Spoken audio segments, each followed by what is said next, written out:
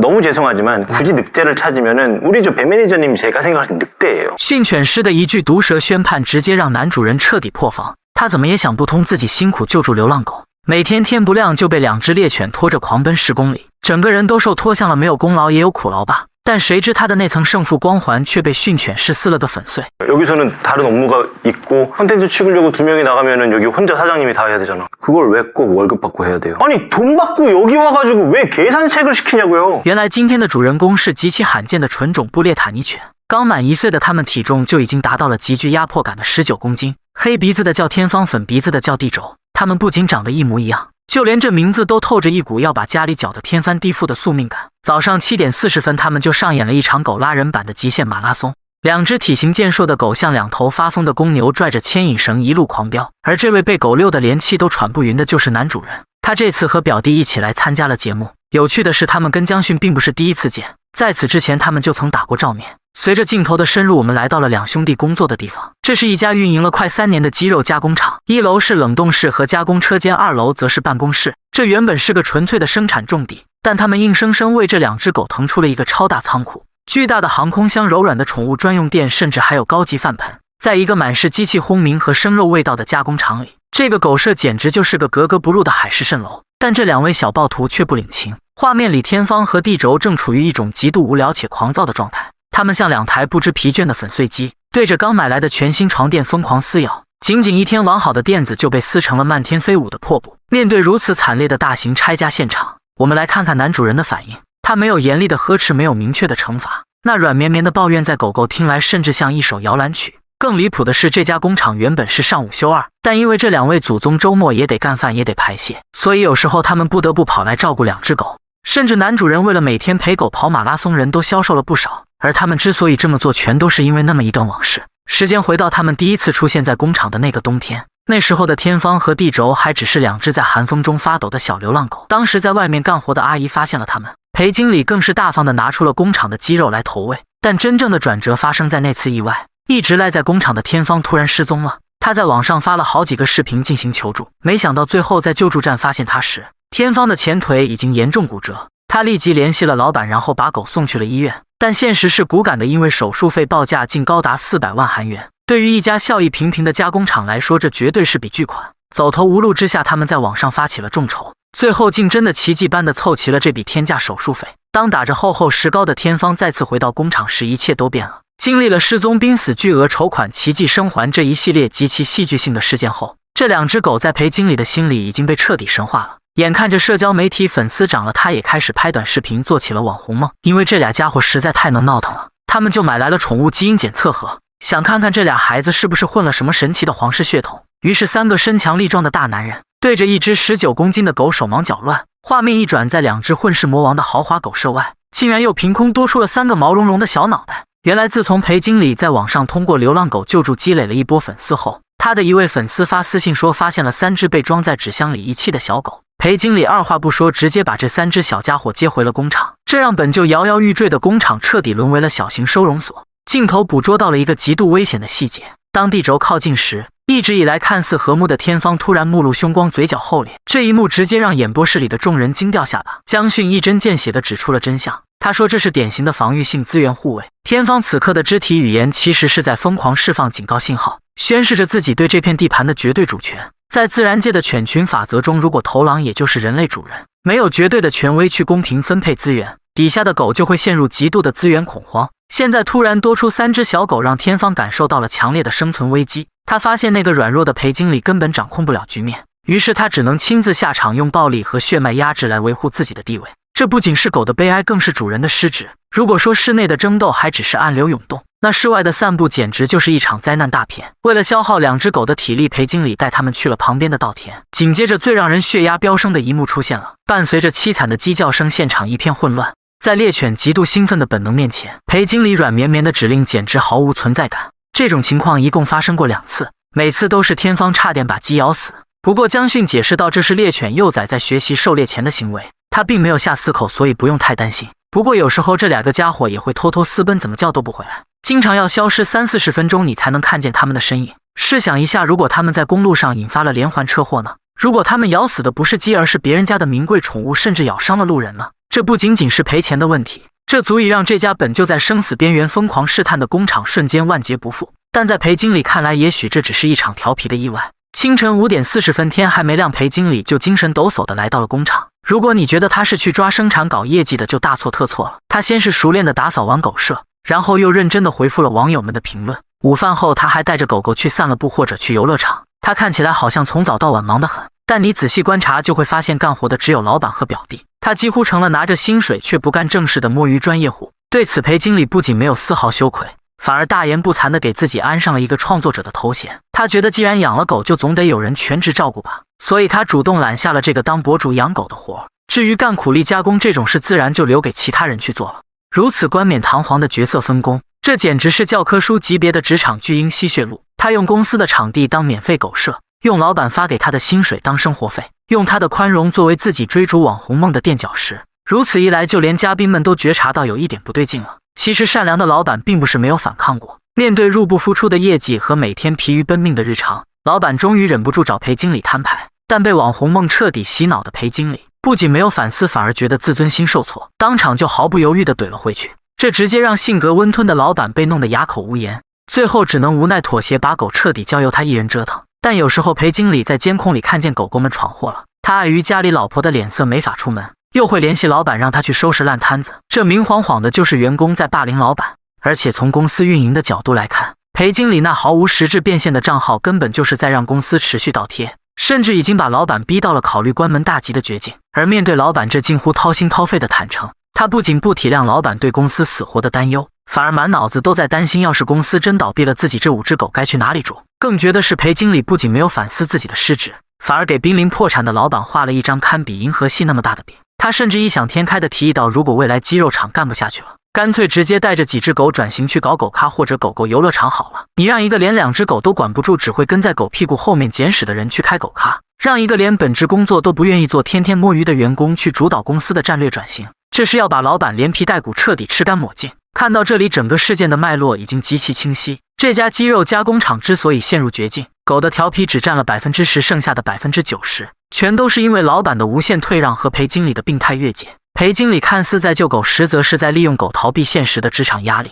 他就是那個在泥潭裡還要死死拽着老板一起往下沉的巨嬰。就在這時，他們之前給2隻狗做的基因檢測報告出來了。沒想到這份報告直接驚掉了所有人的下巴。數據顯示，他們不僅是100%純血統的布列塔尼犬，基因相似度更高達99%，是如假包換的親兄弟。要知道，布列塔尼犬在韓國極其罕見，這種狗在法國是專門用來在廣袤原野上奔跑狩獵的頂級獵犬。它們天生就需要極大的運動量和極強的規則約束。但這2隻極其昂貴稀有的純種獵犬兄弟，為什麼會像垃圾一樣被遺棄在偏僻的鄉村工廠門口呢？真相雖然不得而知，但這也就可以解釋為什麼每次散步都會把裴經理累得半死不活了。為了摸清楚真實情況，嘉賓決定避開裴經理，單獨和老板進行一場靈魂對話。當周圍沒有了那個滿口愛與救贖的員工，老板終於苦笑着卸下了偽裝。他坦言自己最初根本沒想過要養狗，一切完全是個意外。原來當初為了這2隻狗的去留，他和裴經理爆發過激烈的爭吵。隨着2隻狗體型越來越大，裴經理竟然理直氣壯地向老板提出要求，想讓原本就經營不善的公司出錢，去附近農村給狗租個能跑能玩的房子。聽到這裡，所有人都倒吸了一口涼氣。公司連工資都快發不出來，隨時面臨倒閉，裴經理居然還能臉不紅心不跳地提出這種要求。不過在裴經理那套不能養就乾脆把狗扔回街上的極限情緒勒索下，心軟的老板最終還是選擇了妥協。也就是這場妥協，才造就了今天這副鳩佔鵲巢的荒誕局面。他把原本用來打包發快遞的倉庫騰出來，改成了豪華狗舍，而代價就是他們只能在外面的露天場地裡凍得瑟瑟發抖地進行打包。他心裡比誰都明白，裴經理連自己的人工成本都賺不回來，公司這純粹是在花大價錢養一個自我轉型的公關部經理。但他現在也只能咬牙硬撐。不過好在狗狗們在韓網上目前小有名氣，他現在的投入就當作是給未來做投資了。接着2位嘉賓就來到了狗舍，準備對這對100%純種獵犬兄弟進行一場心理測試。嘉賓剛把肉乾扔在地上，天方就衝上去占為己有了，而地軸明明饞得口水都要流下來了，但他的身體卻像被釘死在原地一樣，不敢靠近天方。為了試探底線，嘉賓故意又拿假手靠近了天方，後者雖然沒有大叫，但眼神中仍透露着警戒。在反觀地軸拿到肉乾後卻乖巧得很。看到這裡，江迅徹底摸清了他們的性格底色。當2隻同胞兄弟從小被人類養在一起，且主人沒有建立起絕對的權威時，他們內部就會自發形成一套殘酷的叢林法則。但在天方和地軸之間，為什麼沒有發生血腥的撕咬？答案不僅是因為天方的霸道，更是因為地軸選擇了極度的隱忍。他敏銳地察覺到，在這個毫無規矩可言的工廠裡，如果他去爭搶，必然會爆發慘烈的流血衝突。為了生存，為了維持這個小群體的微妙平衡，他主動放棄了作為獵犬的自尊，戴上了追隨者的面具。其實他才是二者中的領導者。這就好似星辰有時候甘願隱於白晝一般。當江迅推開辦公室的大門時，沒有太多的寒暄，他落座後的目光就像一把锃亮的手術刀，直指這場鬧劇的致命病灶。面对江迅的逼問，老板這才支支吾吾地交了底。2只狗名義上確實是裴經理的，但買狗糧的錢卻一直是公司在墊付，這就相當於他用着公司的場地，花着老板的錢，在上班時間內理直氣壯地當着幾只狗的全職保姆。江迅毫不留情地就拋出了一個極限假設：如果以後這幾只狗成了大網紅，一年接了幾千萬的廣告費，而裴經理突然要辭職，拍拍屁股走人，那這些錢和狗到底算誰的？老板聽完直搖頭說絕對不行，這就是所有問題的根源所在。如果現在讓裴經理放下狗去跑業務，他肯定會抵觸，因為他一直覺得自己的本職工作就是照顧狗。但如果讓他放棄的話，老板又覺得還要找別人去照顧狗，這就是整個事件中最扭曲的地方。내가 진짜 좋아하는 개라면 업무로 생각하지 않습니다. 為了徹底撕掉裴經理那層愛心偽裝，江迅直接開啟了一場1對1的靈魂處刑。 쟤네들은 누구의 개입니까? 저희의 개입니다. 저 친구를 키움에 드는 돈은 누가 지급하고 있어요? 저도 내고 사장님도 내고. 江迅繼續一針見血地逼問他：如果你辭職了這5只狗，你打算怎麼辦？裴經理回答：會想辦法把狗帶回自己家，要是老婆不同意就塞給表弟寄養，連把狗帶回家都需要看老婆臉色，連個最基本的兜底方案都要指望白嫖親戚，這說明他根本就不具備獨立撫養這幾只狗的經濟實力和現實條件。江迅敏銳地抓住了這個命門，給出了致命一擊。他質問裴經理：既然領着公司的薪水，如果現在讓他立刻停止養狗，回到倉庫幹活，他願不願意？裴經理居然還在玩文字遊戲，狡辯說：只要有人替我養狗，我就去幹活。 그 말이 되게 무서운 게 뭔지 아세요? 만약에 직책을 바꾼다면 나 그만둘 거야. 這句話猶如一把尖刀，精準刺中了裴經理的軟肋。他一直用我是為了狗好，也是為了公司好的概念在瘋狂自我洗腦，但他從未意識到，他這所謂的滿腔熱愛，全都是建立在瘋狂吸取老板的血、瘋狂逃避職場壓力的基礎之上的。你既然口口聲聲的說愛狗，那你為什麼不下了班用自己的私人時間帶他們去跑10公里？為什麼要拿養狗當擋箭牌？心安理得的在這個瀕臨破產的工廠裡混日子拿工資。 너무 죄송하지만 굳이 늑대를 찾으면은 우리 배 매니저님 제가 생각할 땐 늑대예요. 江迅這記重錘瞬間將裴經理那脆弱的付出型人格砸得粉碎。不過他仍在狡辯說公司本來就不行了，並不是因為養狗才被拖垮的。聽到這話的江迅氣不打一處來，他徹底不留情面，開始了最後的絞殺。既然你都知道公司已經這麼艱難了，那你憑什麼還拿着公司的救命錢，在上班時間悠哉悠哉地遛你自己的狗？這簡直是荒謬至極！江迅當場就下達了最後通牒，從現在起，裴經理必須回到員工的位置上去幹活。這些狗完全是靠老板的寬容才能養在這的，他最該做的是懷着一顆感恩的心，拼了命的去努力工作來回報公司。這一連串靈魂拷問將裴經理那引以為傲的愛心，在冰冷的事實面前包得連一絲遮羞布都不剩。他終於意識到自己不過是一個躲在狗背後逃避現實的職場巨嬰而已。不過不可否認的是，裴經理為了照顧狗確實受了一大拳，但是這份辛苦從來都不等同於正確。裴經理因為自己做了一件所謂拯救流浪狗的大好事，就潛意識裡賦予了自己一張道德免死金牌。也許他理所當然地認為自己是一個高尚的人，所以哪怕在工作上摸魚肆意佔用公司資源，也能夠被原諒豁免。江迅在徹底粉碎了裴經理的虛假外殼後，他給出了本期節目最發人深省的終極建議：如果他想要證明自己的真心是純粹的，那就在沒有任何公司資源支持的情況下，還能咬着牙堅持把他們養下去。失去支持還能保持初衷，那才叫真正的愛。而千萬不要為了成全自己的真心去無底線的拖累別人。老板不好意思講的話，江迅全部都說了出來。他讓裴經理以後自掏腰包買狗糧，然後用業餘時間去照顧他們。千萬不要再用老板的血汗錢和公司的前途來為自己的救世主情節買單。在這場堪稱教科書級別的職場反 PUA 較量中，裴經理終於低下了他那顆高傲的頭顱，對着鏡頭抽泣着向老板道了歉。在徹底撕碎了裴經理的虛假愛心和職場吸血面具後，江迅終於準備去會一會那2隻傳說中的純種獵犬了。不過在跟裴經理的溝通中得知，他每天才遛狗1個小時，那其餘時間為什麼不用來工作呢？裴經理回答說，他每周會帶狗狗去3次寵物遊樂場。這回答猶如一道驚雷劈的江迅滿臉只剩無語。 얘네들한테 너무 미안한데 애견 놀이터를 꼭 안 가도 돼요. 여기 걸으면 되죠. 네. 不過在正式訓狗前，現場又發生了一個小插曲。一只狗突然從沒關好的門縫裡竄了出去。在這千鈞一髮之際，還是表弟最後抓住抱起了狗，而裴經理竟然像個沒事人一樣慢吞吞地走在後面。江迅立刻抓住了這個細節，毫不留情地開啟了第二次公開處刑。如果你的孩子突然往馬路上跑，父親肯定會馬上衝過去制止，就算有好心人搶先一步抱住了孩子，你也會一路狂奔過去，千恩萬謝地把孩子接過來，而絕對不可能像現在這樣慢吞吞地在散步。訓完人，接下來就該訓狗了。江迅立刻搬來2個獨立的航空箱，並且巧妙地調整了擺放角度，絕對不能讓2個箱子門對門，而是要錯開方向，這樣他們就不再是競爭對手了，而是井水不犯河水的文明室友。他讓表弟做個旁觀者就行，一切都交給裴經理來做。隨後他又用零食把地軸引誘進航空箱，裴經理以後可以把狗關進去之後直接上樓工作，然後每隔幾個小時下來陪他玩一會兒。除此之外，狗狗都可以待在航空箱裡生活，這樣他們就不会頻繁地咬墊子搞破壞了。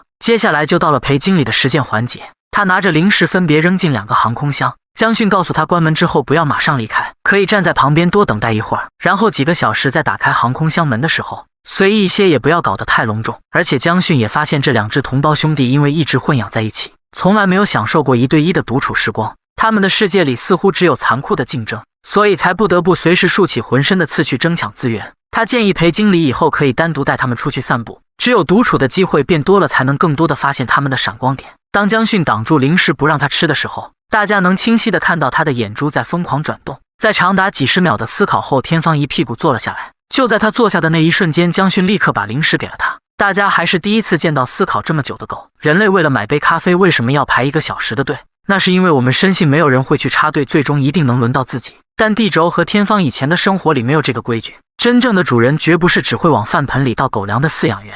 你要讓他們相信，在這個名為家的社會裡，不需要搶奪，只要遵守規矩就能體面的活下去。江迅走過去為自己之前的嚴厲道了歉，並且肯定了裴經理那顆真誠的心。但裴經理此刻已經徹底頓悟了，他哭着承認了自己的失敗。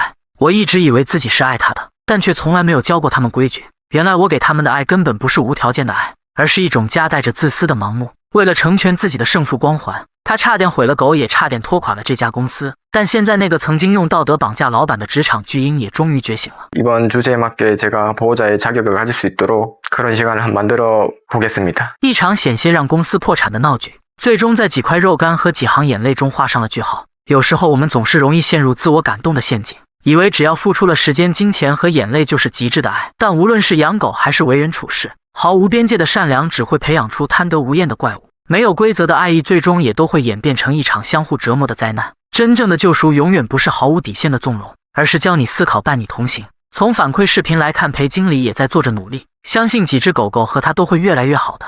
我們下期節目見。